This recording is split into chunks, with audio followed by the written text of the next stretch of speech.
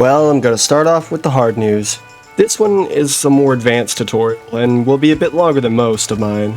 It had me like Charlie Day in that one meme, trying to find out how in the world to make it all work and with all the strings across and everywhere. But I did get it to work.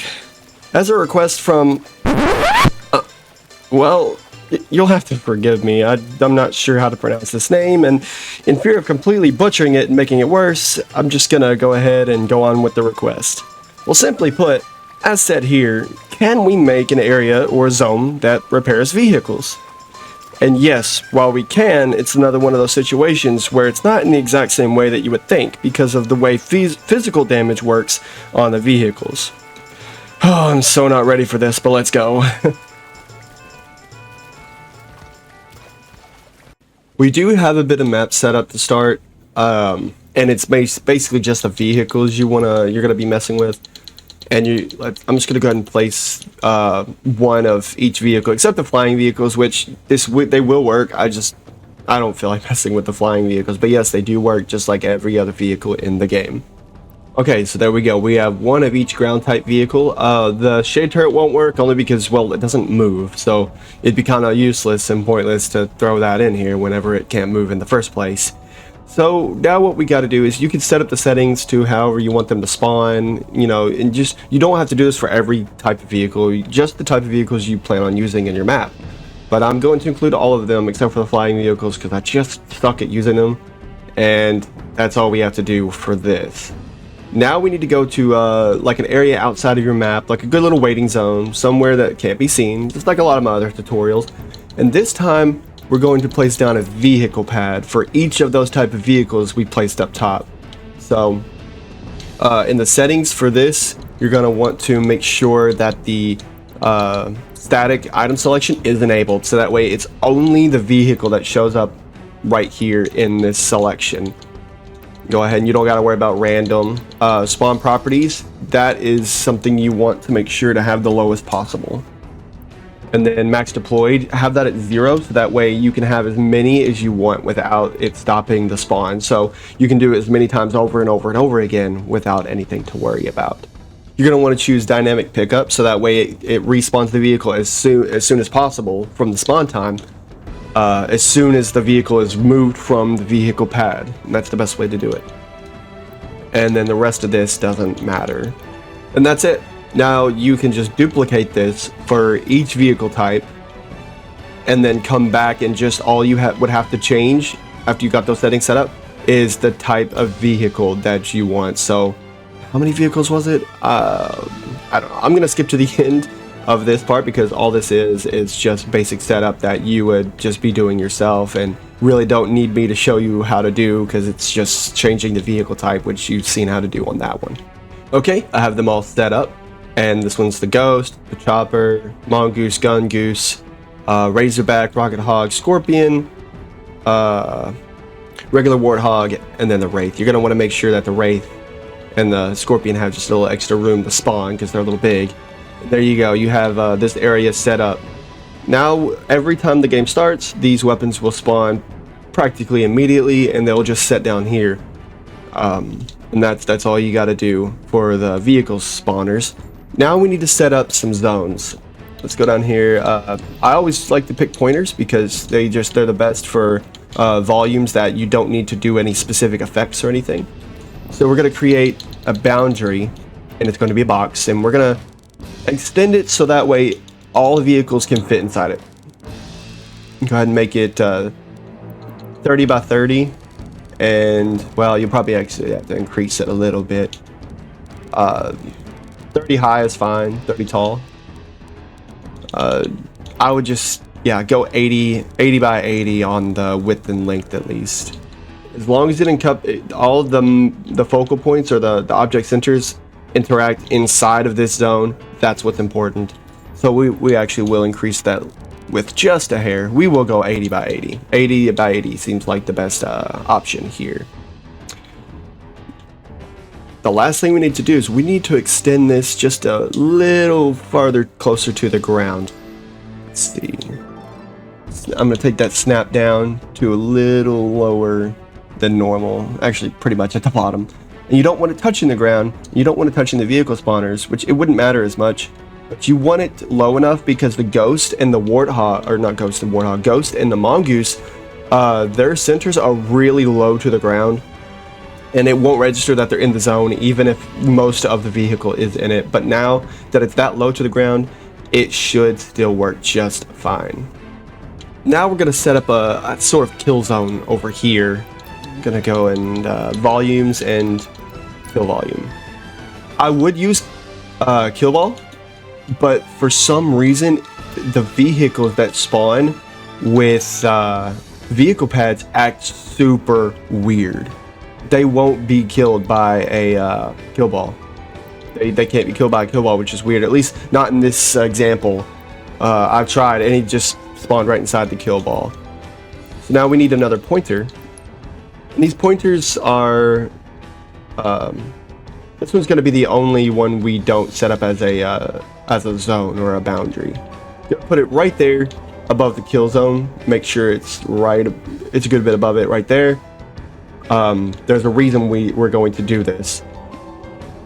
Long story short, the vehicles are going to the old vehicle that is damaged that you are essentially going to be repairing is going to be teleported here and blown up, and we're gonna have to do that a certain way with this kill zone while you get your brand new fixed up vehicle and it simulates being, you know, repaired. So that's all we have to do down here. If you want, we're gonna go ahead and name these.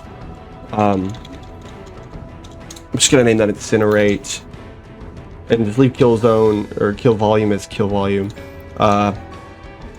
Extra. No, we're gonna name this vehicle bay, I guess. There we go. Okay, that's all we need to do for setup down here. The last bit of the map setup is you want your little area where you want the vehicle to be repaired. You want that to be, you know, big enough to where you can fit your two big vehicles in, or a wasp or whatever, because a wasp is pretty wide. You just want it big enough to where every vehicle that you're going to use on your map is going to be able to fit in this. So if you're not using scorpions or flying vehicles or wraiths or anything, you can actually make this a little smaller, but I just kind of threw this together just to have a little neat setup area. So what you're going to do, the last couple of things we really need to do for map setup, we're going to get some pointers, and this one is going to be called enter, because this is the one where we count what happens whenever the vehicle enters the garage. And we're going to set up a boundary and get it to where we can see it. You're going to want to make it sure that it's tall enough to almost reach the ceiling of your area that you want to be the repair area. And you want it just wide enough to reach the walls of it too. And then as for how deep it needs to be, you want it deep enough to where a Spartan can fit in it, and the cockpit of the vehicle is actually registered as being inside this. There's a good reason for this, because you're going to be kicked out of the vehicle so the vehicle can be repaired, and because if you're not, you're going to be obliterated with the vehicle when it gets replaced. So now we just duplicate this. We're going to name this exit. And we're going to set this one up just a little differently. This one's going to basically encompass the entire area of your garage or whatever you want to call it, and have the back end right there at the edge. There we go. What this is going to do is it's going to simulate, and you want to put it a little bit under the ground as well, so that, because the way the bottom is, you can extend the bottom if you want. That way you don't have to do that. But I'm going to go ahead and put it under. The reason why you want it like this is because when a vehicle exits, that will let this area know that the vehicle's gone, and it can restart the process for when a vehicle can enter again. And that's it. That's all you got to do for map setup, which was a little bit more than normal. But now we're going to get into the scripting, and not gonna lie to you, this one's a little bit more advanced than most of my tutorials so far. I went ahead and placed my script brain down. Let's go ahead and enter it, so that way it's the one that we enter when holding Y.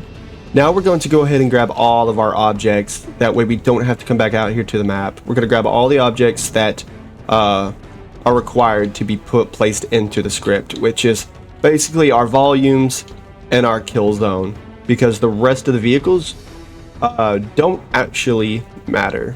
That's what's great. You don't have to put any of the vehicles in, because we won't have to worry about specifics, because the script will do that for us. Go ahead and bring those in with Y and kind of place them off to the side, and we'll use them when we get to them. So to start this off, let's go over here to events, and on game start, I'm gonna go and place this up the corner because we're going to have a good little bit of script to be running here. And what we want to do is get rid of the exit, because there's not a vehicle currently in the garage as soon as the game starts, right? So we're going to want to make sure that the exit doesn't exist yet, because there's no vehicle to exit yet. So we go ahead and we get our objects and get delete object. Place it right there. Go ahead and connect these two. And there you go. Our exit will not exist yet. Okay. This is where the fun begins. So what we're going to do is go up here to events again, and this time it's going to be on object entered area. Place it right here. And we're going to have a good list of things following this right here.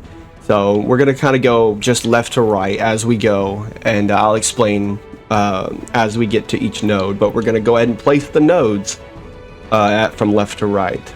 So we get on here to logic and we grab an area monitor. Nope, not logic, my bad. We're going to go to variables basic. There we go. And grab an area monitor. Plug that area monitor in here, and the area monitor that we're going to be looking for is the enter, is for when a vehicle enters the garage. There we go. We're going to want to move these out of the way. These are, yeah, there we go. Because we're going to have about 4 or 5 nodes right down below this. The next one we're going to get is down here in vehicles. Grab get vehicle occupants. We're going to place this here. Then we're going to get object position from objects transform. And I'll explain all of these as we use them. I just want to get them placed so that way we can kind of work left to right and just connect things when we go. I'm just getting this set up and you can just kind of follow along. Next, we're going to go back to vehicles and get the vehicle type. Get vehicle type is probably, yeah, it's down towards the bottom. Here we go. Get vehicle type. Lastly, we need a couple of things to make sure that this doesn't happen for, like, if a player walks in, it doesn't just teleport the player or teleport the AI and just try to repair them and, you know, obliterate them trying to fix them. So we need to make sure that we check and see if it's an AI or a player that enters this garage. There we go. And we need to place a Boolean logic to connect these two, which these are the other ones we need to connect this to. Place it right here. Go ahead and connect them now. Like I said, I will explain everything as we get to them. I'm just going to go ahead and place them. Okay, now for the next node in the next scripting node.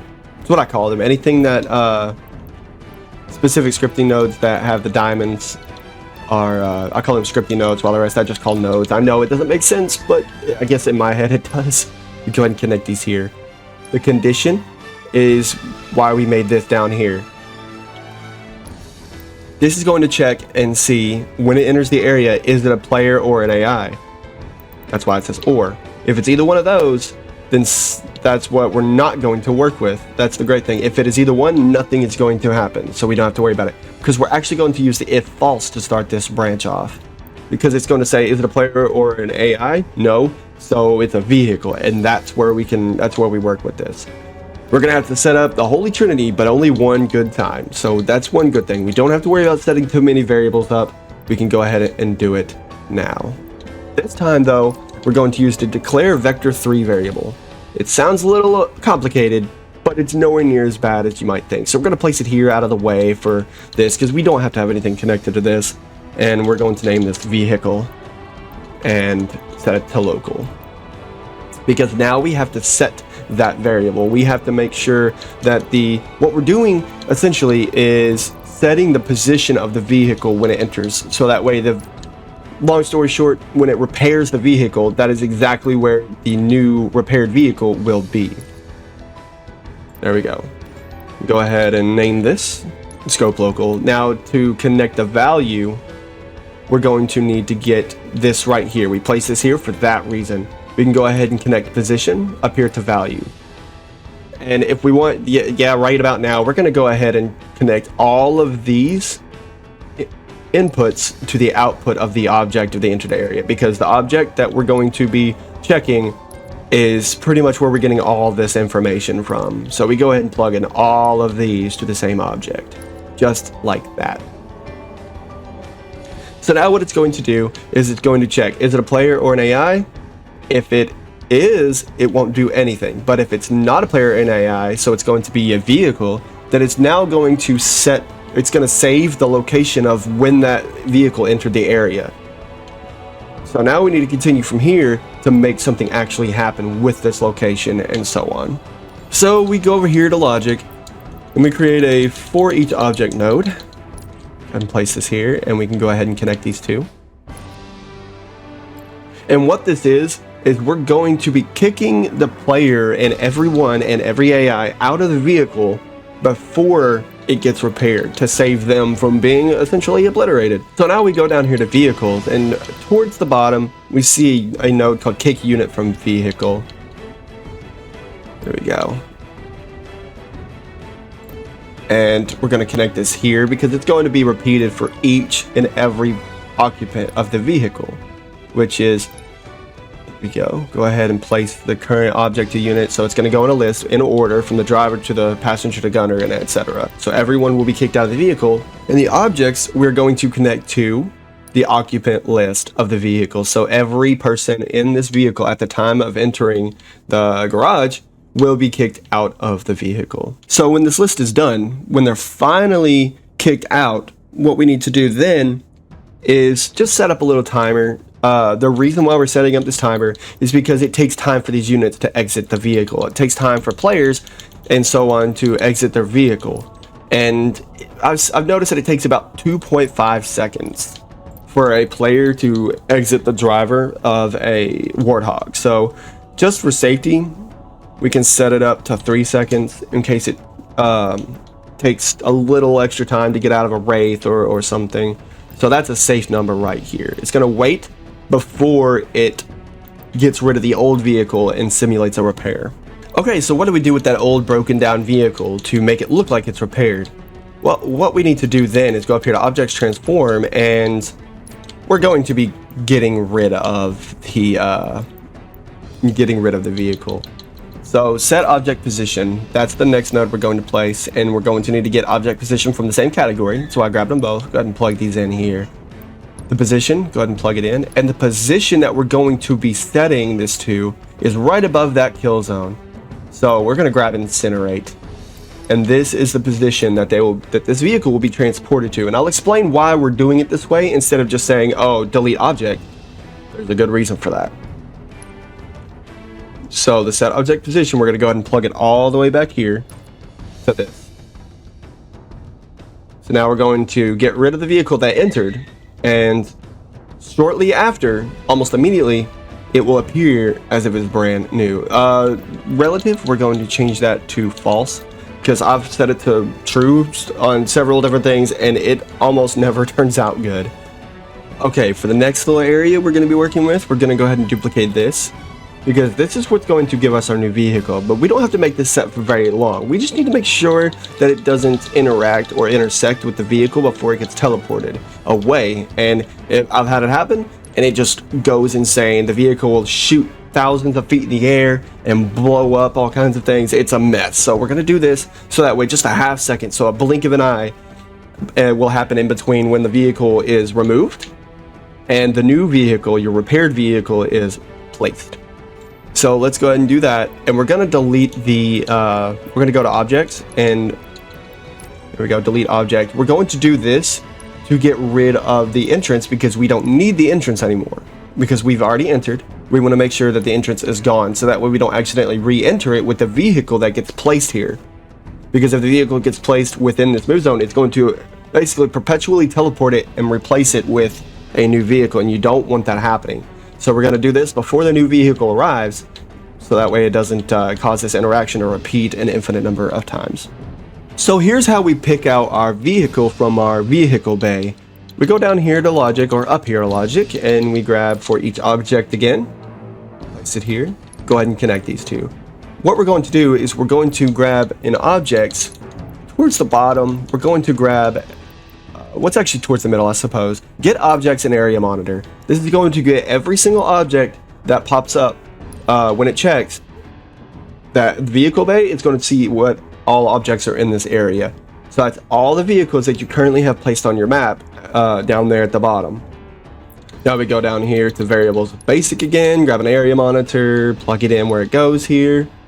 And as for our monitor object, we're going to go over here and grab our vehicle bay and plug that in here.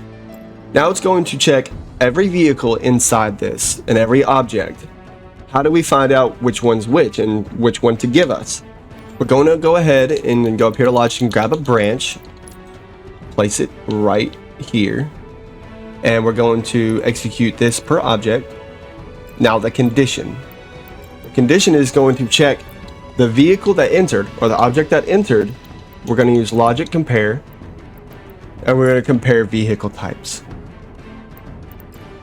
And we go and plug the condition in to make sure that they equal. And the vehicle A is going to be the one we drove in with. And there we go. That's why I placed that here. I knew I was forgetting something. The last one we have to connect it to over here is get vehicle type, because that's what it's for, all the way at the end, to double check to make sure that the vehicle types are the same. Because what it's going to do now is it's going to check the vehicle type of the one we drove in with to all of them in the area monitor. And what we can do is we can go ahead and grab this node again over here, because we're going to need it to plug into our compare vehicle types. Go ahead and place it here. The vehicle is our current object, which is all the object. It goes in a list and it checks. The first one, ghost, no, it's not. But the next one is the same vehicle, you know? So we plug in the vehicle type of the object it's checking to this, and it will keep going until it matches. And if it is a match, that's when we will get our new vehicle. Now we're going to go over here to objects and grab spawn object. What this does is to make sure that our exit spawns. So we're going to plug it into our exit all the way up here, the one that we deleted at the start. It will now be there since we are in the garage and all this happened, and we haven't left the garage yet because we weren't able to, not with the vehicle, before this would all happen. The vehicle will spawn in, and then we'll be free to exit the garage, and it will reset everything to where you can re-enter with a vehicle and repeat the process again. The last thing we need to do for this line of script, because we will need a couple of scripts at the bottom, but they're nowhere near as bad or as long. Now we're going to move the new vehicle, or the repaired one, to the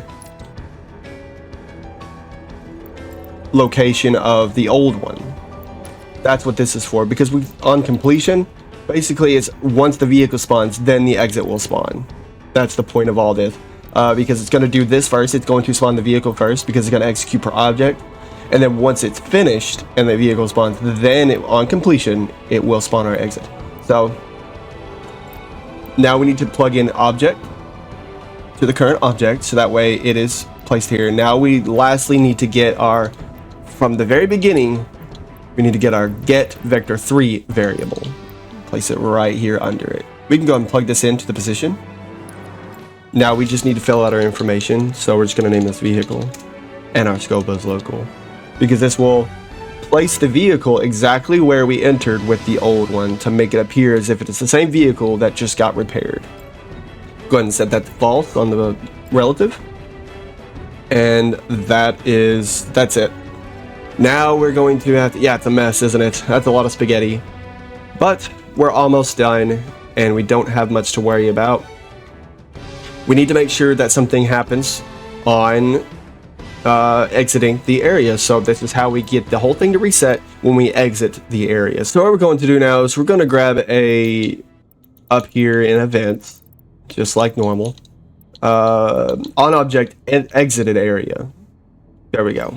So now we need to grab another monitor object and place it right here, or area monitor node, because the object is actually up there on area exited, and the area that we're going to be checking for being exited is our exit. So there we go. And we're going to basically do the exact same thing here. plug in a branch and check if it is a player or an AI. And if it is not, then this thing will happen. Go ahead and plug the object in here. There we go. Now we need our Boolean logic. A lot of duplication, but it's better than having to go and find them all over again. But we basically just repeated the process just without all the extra fluff here, to check and make sure it's not a player or an AI. So if it is not a player or an AI, what we're going to do is we're going to delete the exit. So that way, because we exited, we don't need the exit anymore since we won't be exiting it. So we're going to objects, delete object, place it here. Go ahead and if false, that way if it's the vehicle that exits and not the player, go ahead and delete exit once again, because that's all we needed it for, was to exit. And when we exit, we want to spawn the entrance, so that way we can enter again with another vehicle or the same vehicle if you want to. That's what's great about this method.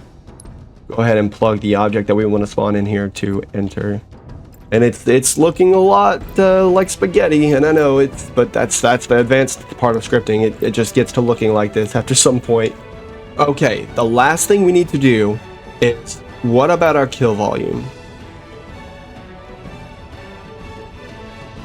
What do we do here? That's how we set up to make sure that the vehicle gets removed from the map, so you don't end up lagging because the game just has too many vehicles stored in a place that it can't get rid of. And who's to say you could just drop it off the side of the map on void and it would eventually blow them up and remove them anyway. But who's to say you're not using Institute or Arid or another map that doesn't use a bottomless pit? You know, this is the way to get rid of it definitively on any kind of map. So we're going to go up here to delete object. And there's a reason why we're doing it like this, because for some reason, when you delete an object that comes from a vehicle pad after it spawns, it won't delete the vehicle, it will only blow it up. It won't remove it from the map. It will just blow it up and, you know, as if it got shot by a rocket or something. Whereas vehicles that just spawn by themselves, like the ones we place up top, they will just get immediately erased. But for some reason, vehicles spawned from vehicle pads can't be deleted like that, and it's hard to get the reference. That's why we have the area monitor to grab them, because otherwise we have no way of getting those objects, those vehicles from the vehicle pad, into our node graph. So what we need to do is we're doing this once again with the entering the area monitor, and this will be the last step. This is the last step to make it all come together. Go ahead and place it here. And the object that enters is the one that will be deleted. And in our case, it would be blown up and then swiftly removed from the game, because that's how the game treats objects that are vehicles that are destroyed. After some amount of time, it just deletes them automatically, which is a good thing. Go plug our area monitor in here, and our area monitor object as our kill volume, because kill volumes don't work. And I don't know why the vehicles from vehicle spawns act so weird, but this is the way to take care of that. That's why you want that little incinerating area at the bottom. Otherwise, we wouldn't even need it. But there you go. This long spaghetti of script will get you a repair field or repair area or repair garage for a vehicle that you want. And right here, yeah, right here, wait for in seconds. This first wait for in seconds is how long you think it should take to repair a vehicle. You can actually adjust this to whatever you want, as long as it's longer than 3 seconds, because that way it makes sure all players are out of the vehicle before getting rid of the vehicle to replace it with a new one. You can actually set it to 7 seconds, 10 seconds to be like, hey, we're working on it. You know, you have to wait it out. You have to defend the garage while you get your vehicle repaired. But you can set that to whatever you want, as long as it's above 3 seconds, which is more of a safe number to have. So let's give this thing a test. Let's test it out with every vehicle and see what kind of mess we've gotten ourselves into. Okay, I probably should have placed the spawn closer to the vehicles, but that's okay. We'll run over here. The town's not finished very clearly. These walls don't actually go there. So let's start with the smallest first, because when I first made the script, I found out that's why it wouldn't work, because the area monitor wasn't close enough to the ground. Okay, it kicked me out. We got a worker here. And there's our new repaired vehicle. And we can exit. And if we want, we can do it again. Boom. There we go. And what's cool is we can actually drive right into this area again. Notice it's not kicking us off because the exit is spawned and not the entrance. Let's go ahead and try it with every vehicle and see what we can find out. I was alone for months. You wouldn't believe what I ate to stay alive.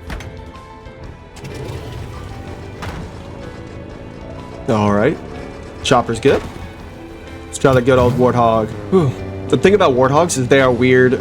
Sometimes it won't kick you out because the way the physics of the car is, but most of the time it will work just fine.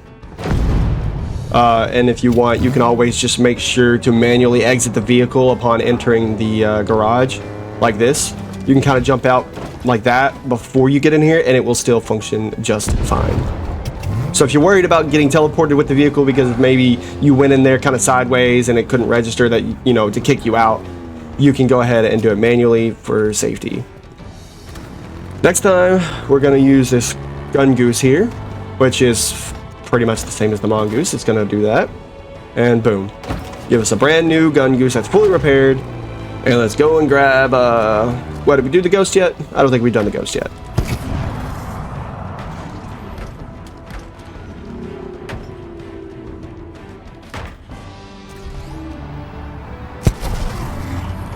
All right, down over here to my personal favorite vehicle, and I know it's weird. Why would the Razorback be my favorite vehicle? I don't know. I just think it's really cool.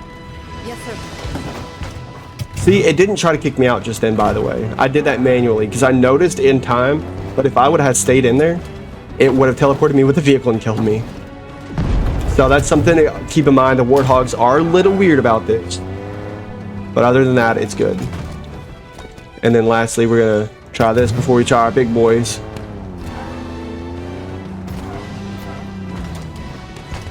Get a new rocket hog. All right, it's good. And the reason why you want to use vehicle pads is because if you just use the regular vehicles, they won't respawn in time. And you can only have a certain one out. You can try to have it spawn from the script, but since you already have one spawned, it won't count. So vehicle pads are the best way. There we go, it kicked me out automatically. And there we go, we have a brand new tank. It's the same tank as far as the player and the Spartan are concerned, but to us, we know that that's not technically the case. And lastly, we're going to roll in here with our Wraith.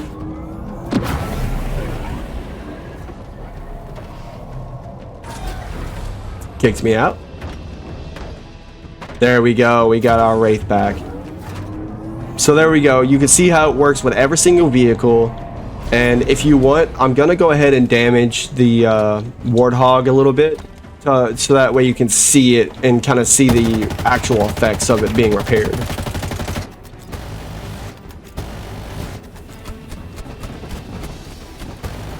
Okay, we have some major physical damage to this Warthog. It's in need of repair. So let's go and take it to the garage and...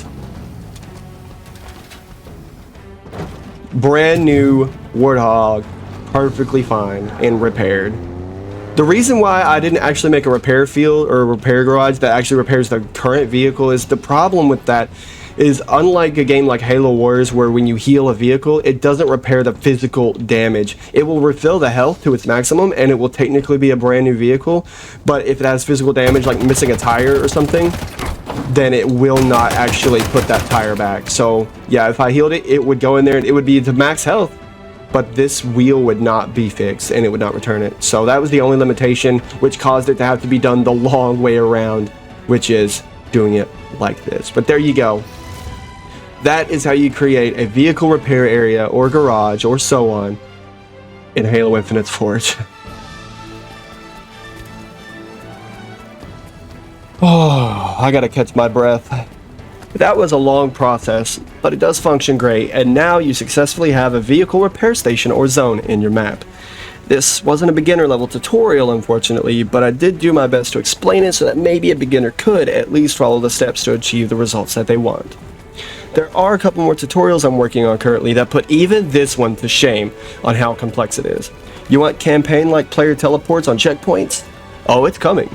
But it's a complex beast that's still going to take a lot more work before I'm finished.